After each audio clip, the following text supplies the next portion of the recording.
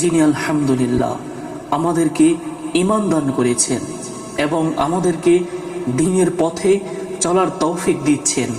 আল্লাহ তাআলা বলেন, ওয়াতাসিমু বিহাবলিল্লাহি জামিআ ওয়ালা তাফাররাকু, তোমরা সবাই মিলে আল্লাহর রজ্জুকে দৃঢ়ভাবে আঁকড়ে ধরো এবং বিভক্ত হয়েও না।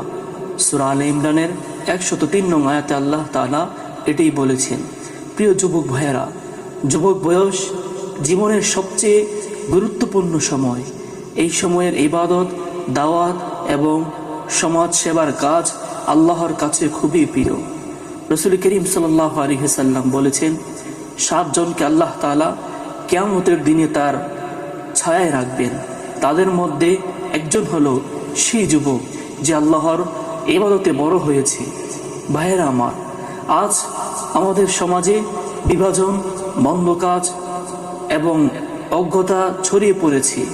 এই অবস্থায় আমাদের প্রয়োজন ঐক্য, দ্বীনের দাওয়াত এবং সমাজের কল্যাণে কাজ করা। নাগদারপার আল মাদিনা ফাউন্ডেশন খিলগাঁও এই লক্ষ্যে কাজ করে যাচ্ছে। তাদের কাজ যুবকদের ইসলামের শিক্ষা দেওয়া, দরিদ্র ও অসহায়দের সহায়তা করা, কোরআন ও সুন্নাহর আলোকে সমাজ গঠন করা। আসুন আমরা সবাই মিলে এই খেদমতের কাজে যুক্ত হই।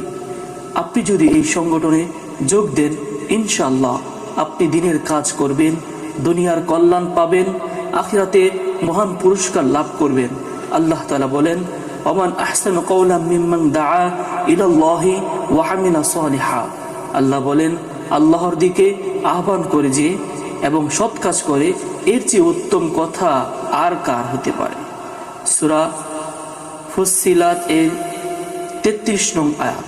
প্রিয় যুবক ভাইয়েরা, আজ প্রতিদিনই নিজেকে প্রশ্ন করো, আমার সময়, শক্তি, প্রতিভা কি আল্লাহর পথে ব্যবহার হচ্ছে? আসুন আল্লাহর পথে জীবন উৎসর্গ করি এবং আমাদের প্রিয় নাগদারপার আল মাদিনা ফাউন্ডেশনের সাথে যুক্ত হয়ে এই সুন্দর মিশনকে এগিয়ে নিয়ে যাই। আসসালামু আলাইকুম ওয়া রাহমাতুল্লাহি ওয়া বারাকাতুহু।